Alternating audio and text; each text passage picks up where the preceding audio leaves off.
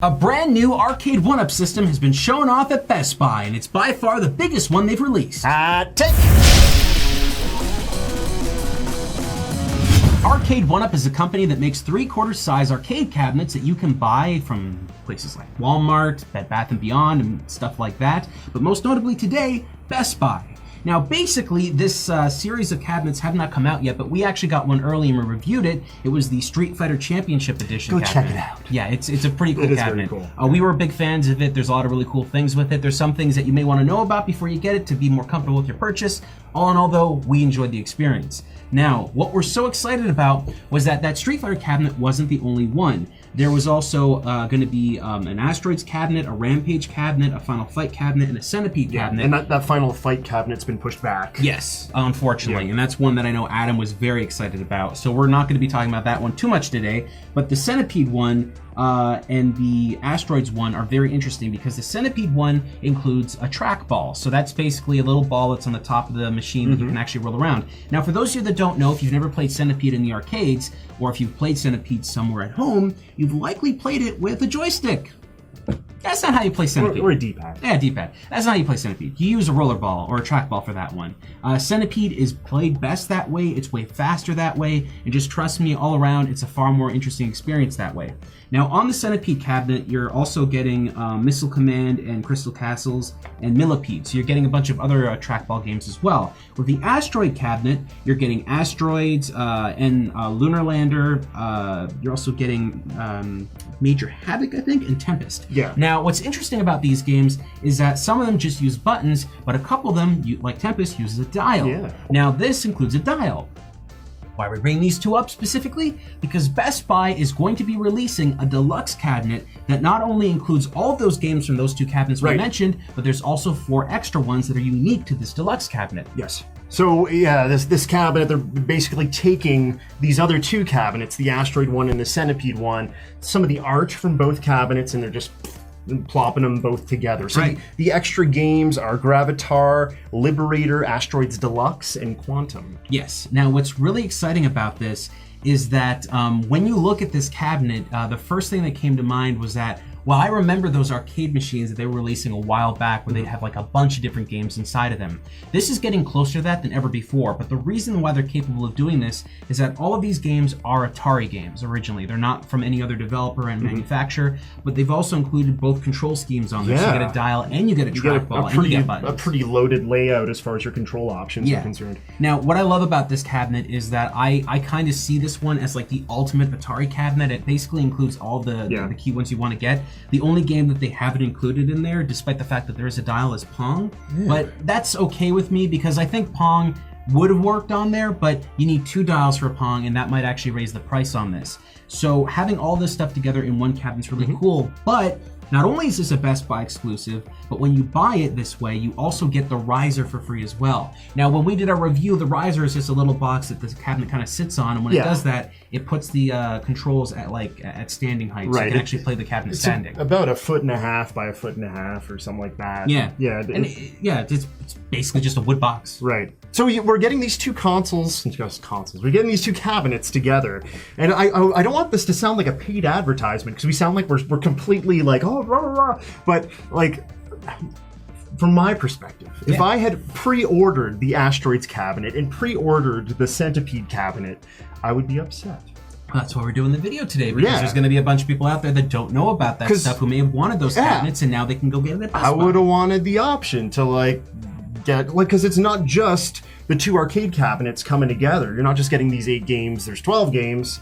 And after seeing what they did with the Street Fighter cabinet, I thought it was pretty great. And if I could get my hands on more games in one system or one cabinet, I'd be very happy about that. Well, the fact of the matter is that the Best Buy cabinet is also like a little bit more expensive, I believe. Yes, it's $100 more US. So the Best Buy Asteroid Centipede is $399. This is Best Buy prices. I'm sorry. The other pricing I got was from Walmart because they only have the combination cabinet listed on Best Buy. So, like, if you wanted those, it's $299 at Walmart for the regular cabinets. If you actually wanted those like extra games that are going to be on this one. So that's like, let's just say, I guess Gravatar. If you really wanted Gravatar, Liberator, Asteroids Deluxe, and Quantum. Yeah, so if you want any of those games, you need to get the deluxe cabinet. But I honestly think there's going to be people out there that just want a Centipede cab. You know what I mean? Like, I don't think there's people out there that are just like, oh boy, I like Tempest and Centipede. There's people out there that are like that, but I really feel that some people may specifically just want that one.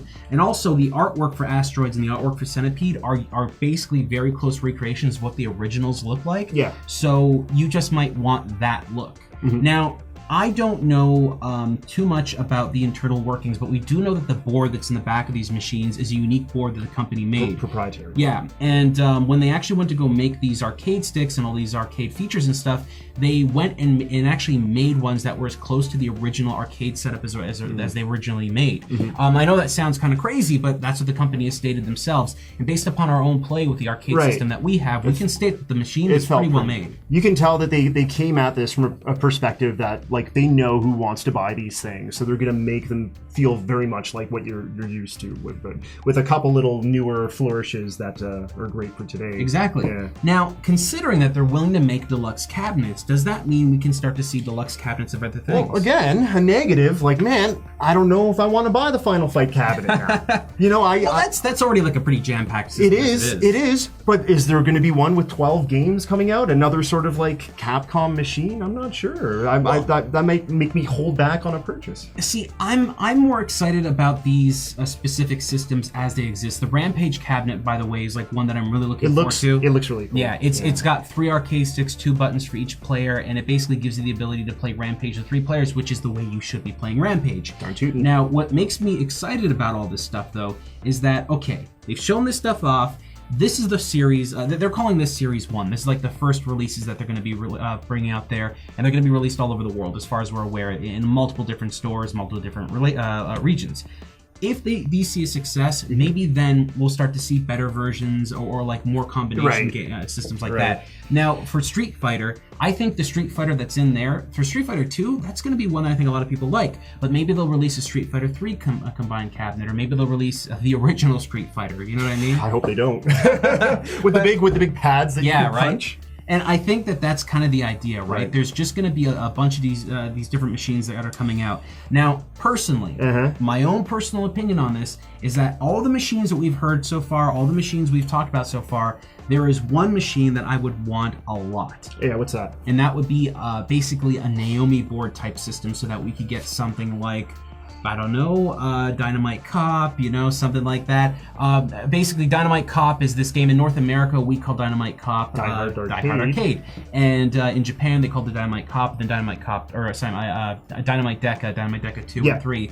Now, there is a third Dynamite Deca that never got released.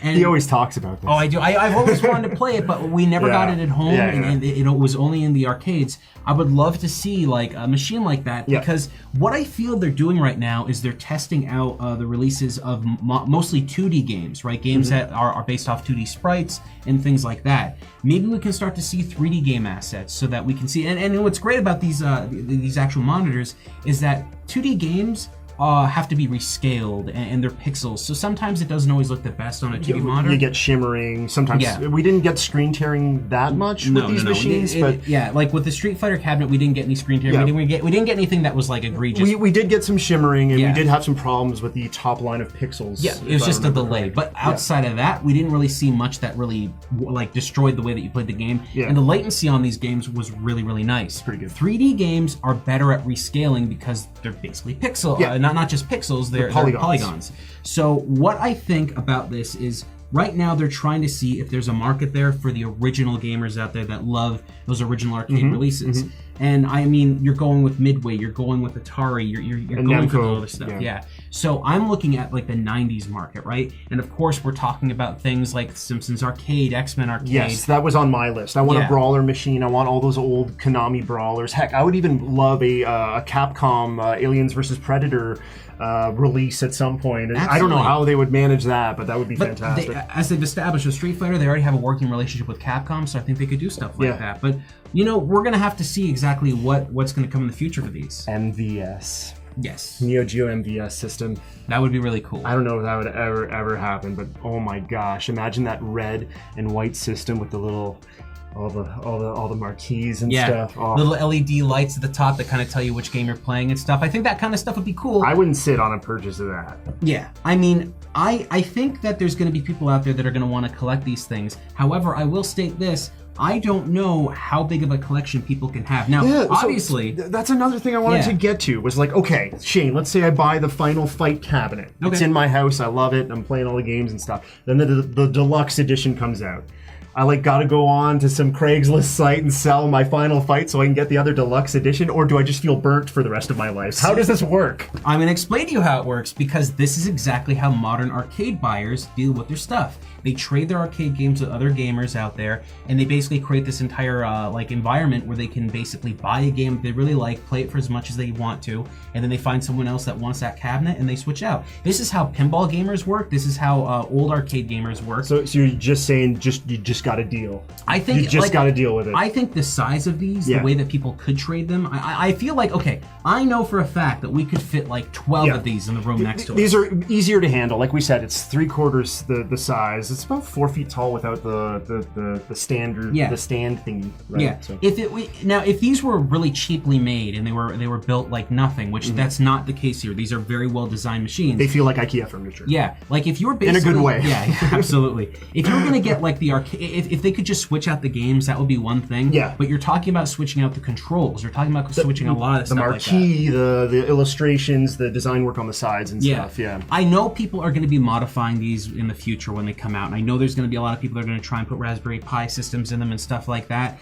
and you probably will be able to do that at some point, but I think for what they're offering at the price they're offering, you're getting real licensed games, you're getting really good controls, you're getting a really good screen, and you're getting all that stuff in a package that is not that big and you can fit in your house. Yeah. And I feel that a lot of people are going to see this and they'll finally be able to build that arcade setup in their house that they've always wanted. Yeah, at the end of the day, despite some of the things that I've said, like, it's still a great way for people that love these series to be able to like relive the days of old, their old arcade game days and stuff. It's great for collectors. Rampage and Gauntlet and Joust and Defender. Rampage alone, you kind of lose the feel of Rampage when you play it at home, because many of the home releases of Rampage are only 2-player. They're not actually 3. Yeah. The ones that were 3 are not that popular because a lot of people didn't think about Rampage that way. But I really am that excited about Rampage because we can finally get a bunch of people around a machine and play it the original Rampage specifically. The Rampage on like N64 you could play with like multiple people pretty easily. Right? Exactly. Yeah. But I'm so excited about this, and folks, I know a lot of you out there as well too. But what do you think? Which of these machines are you excited to play? Which ones are you excited to get?